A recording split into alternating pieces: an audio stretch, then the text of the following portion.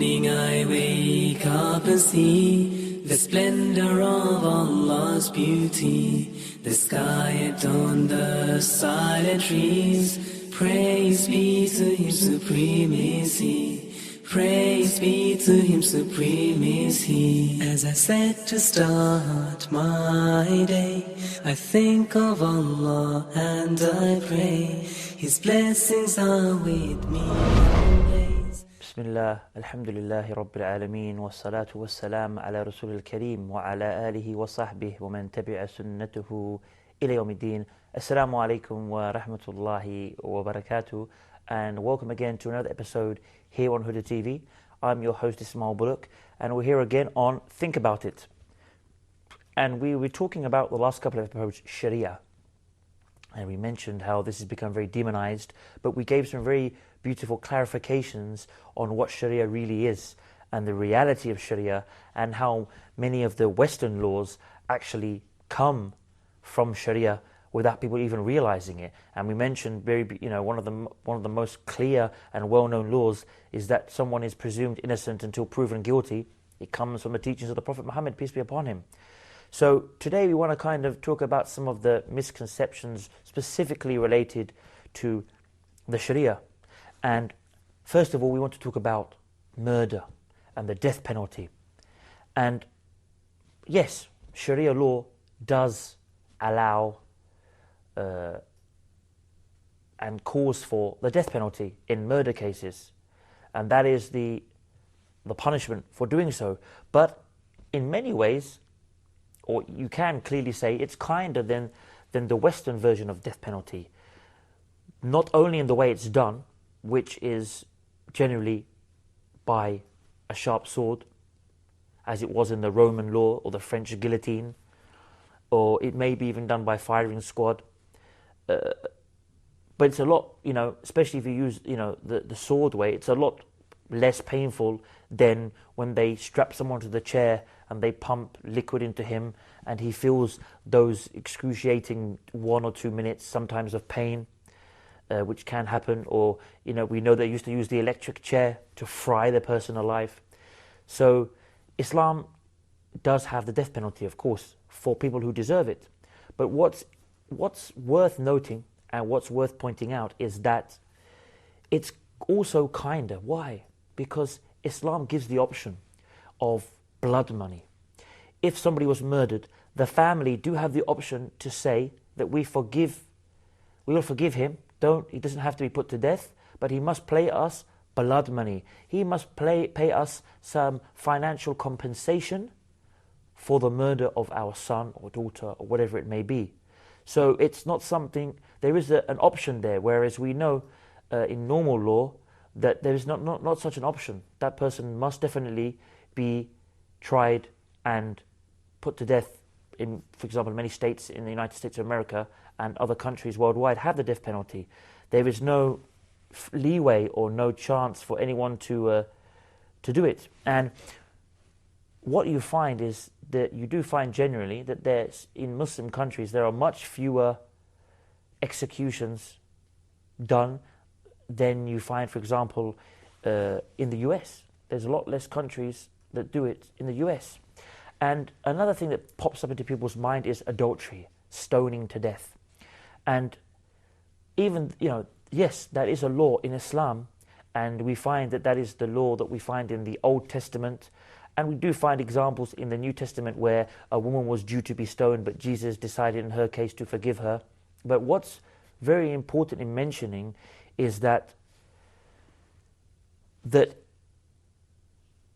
Muslim societies, or we see some things that seem to be shown on the media where this woman was accused, this woman said that she was raped, and then she was stoned to death. This is nonsense, Islamically. And we hear something where somebody accused a particular woman of adultery with no evidence, and she was stoned to death. Complete nonsense. Islam actually, it becomes so difficult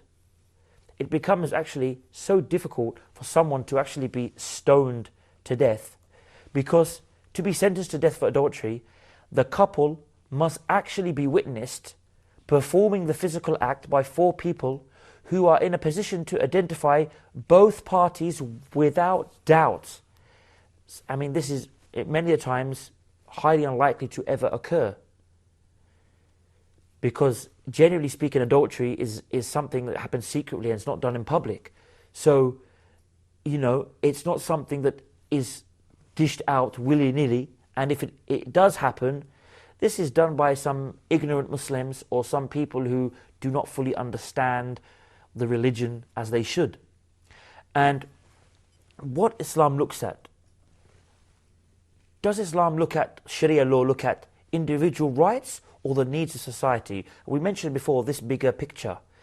Basically, in Islam, it looks at the needs of society, that they always come first.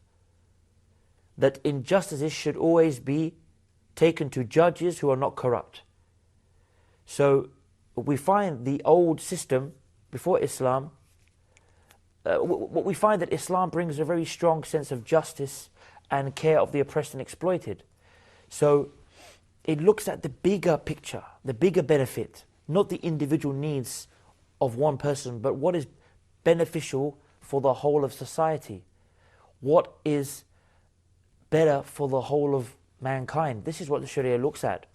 And somebody may ask, does this Sharia law, does it make life easier or harder for the ordinary Muslim? It makes it much easier for those who strive, who try their best to live the correct life, pleasing to Allah, and they try to live in kindness and peace with their neighbor. But it's much harder for the one who is selfish, callous, cruel, exploitative, dishonest, who has no, and for those kind of people, we don't have, there's not much sympathy for them in the Sharia, because the Sharia, again, it looks at the overall picture, and it looks at those people who are selfish and callous as being somewhat mentally ill. And the Sharia is there, as we mentioned, for the bigger picture. So for those who want to live the life however they feel choose, they want to do all kinds of crime, all kinds of sins, all kinds of vices, of course, to them the Sharia law, they will not like this. But this is the whole purpose why it's there, for the better.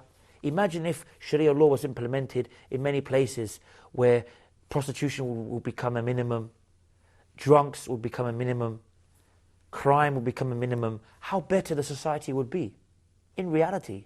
So this is what the Sharia law calls for. It calls for the bettering of society. But why has Sharia become a synonym for cruelty and a lack of compassion? And this is really, like I mentioned, the ignorance of the reality of Sharia law and the much publicized cases where Muslims in positions of authority have been very poor Muslims or Muslims in disguise.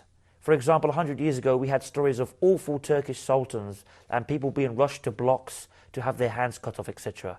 And the media picks out certain cases and blows them up and makes a very big drama out of them.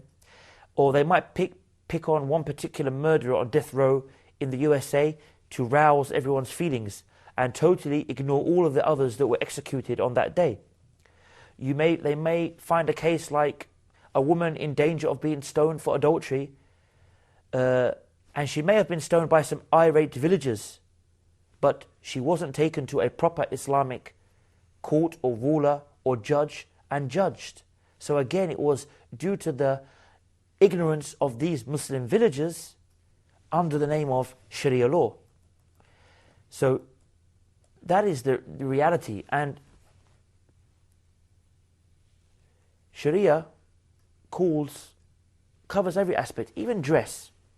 And we will have a particular episode about the hijab, so I don't want to go into too much detail, because the hijab, the covering of the lady, is also a very heated, controversial debate.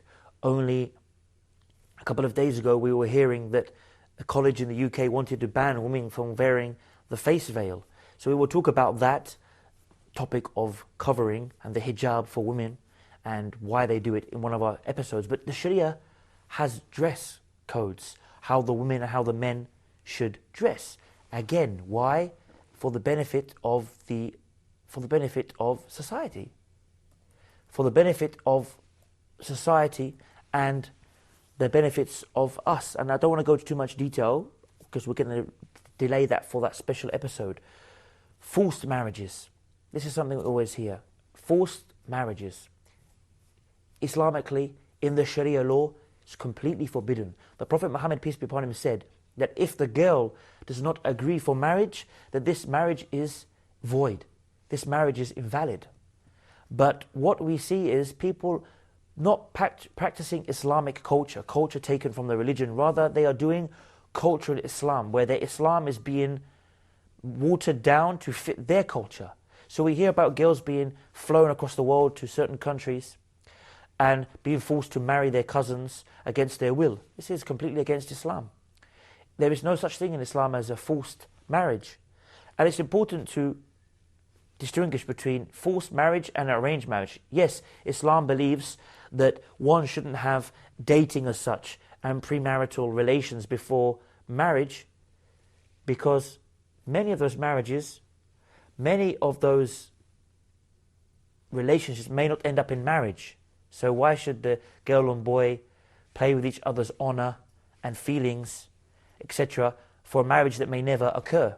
So there are arranged marriages, and that is the proper Islamic way, but there's nothing in the Islamic law that promotes and allows whatsoever forced marriages. And we have this issue of men having many wives. And, Islam does allow that, but again, Islam limited it, as a matter of fact. There were many, they were allowed to take as many wives as they want, and Islam, narrowed it down. And we believe that, God knows the nature of His creation, and we know that men, are more inclined than women. And we know that in studies that men think about sex, to put it that way, every few seconds, where women don't. So that is one of the reasons why men are allowed to marry more than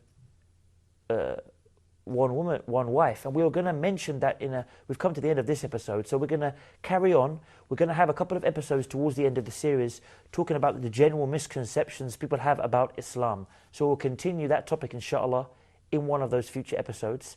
And please join us in the next episode here on Huda TV, same time, same place. And I leave you, as always, with the greetings of Islam, the greetings of peace. Assalamu alaikum wa rahmatullahi wa barakatuh. Every morning I wake up and see the splendor of Allah's beauty. The sky adorned, the silent trees. Praise be to Him, supreme is He. Praise be to Him, supreme is He. As I set to start my day, I think of Allah and I pray. His blessings are with me always. Praise be to Him, most kind is He. Praise be to Him, most kind is He. Every morning I wake up and see the splendor of Allah's beauty. The sky adorned, the silent trees. Praise be to Him, supreme is He.